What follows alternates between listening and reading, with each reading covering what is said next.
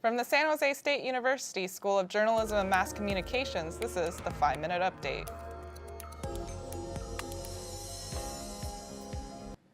Welcome to the 5-Minute Update. I'm Lisa Principe. And I'm Melia Saito. SJSU will be joining the Workers' Rights Consortium, also known as the WRC, an organization that checks for the ethical production of college apparel. This move follows a campaign by the San Jose State chapter of United Students Against Sweatshops during last fall semester. President Mary Papazian decides to re-affiliate SJSU with the WRC, joining an alliance of other UCs, CSUs, and universities across the country to ensure that collegiate apparel is not made at the cost of workers' rights. In an email statement to 5-Minute Update, SJSU Media Relations Specialist Robin McIlhatton says that they are working through the process now and hope to have the paperwork completed this week. Joining the WRC means that we apply a code of conduct to the factories that make our apparel. And we understand that we will have like a very transparent relationship with them, and that we will be receiving very detailed information about the status of our factories, and that we would assign someone in our president's office to be the person that kind of communicates with the WRC. United Students Against Sweatshops efforts last semester included a press conference, rally, and meeting with Chief of Staff Jay Bailey to voice their concerns.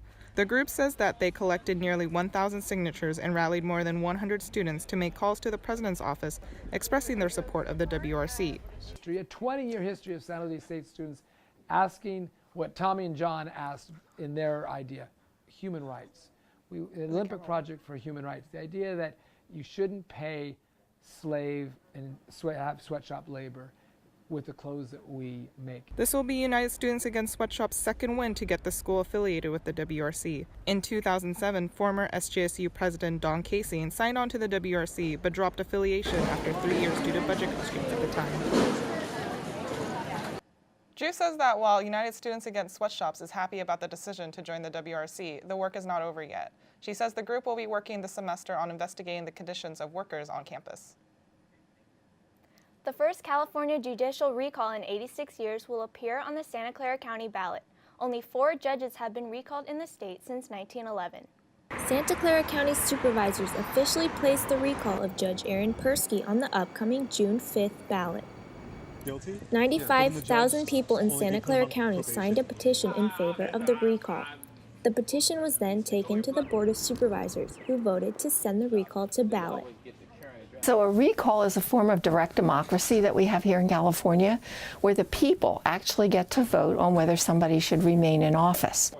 Persky was criticized last year after activists say he gave Stanford rapist Brock Turner too lenient of a sentence.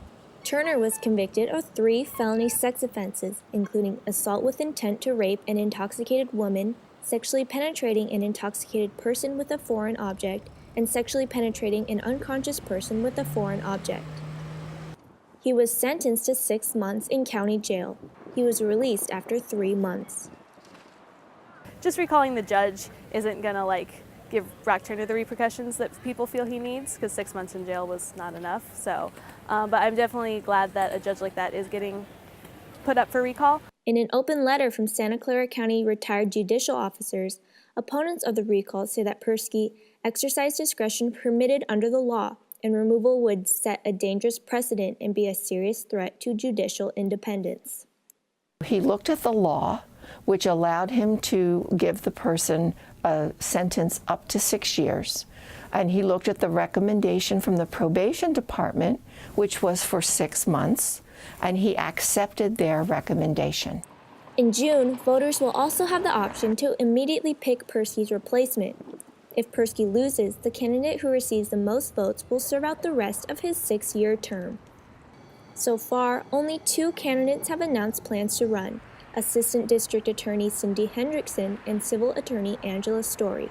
Hendrickson was in favor of the recall, but Story was not. Thanks for tuning in. Follow us on our social media to stay up to date. We will see you Thursday. Have a great week, Spartans.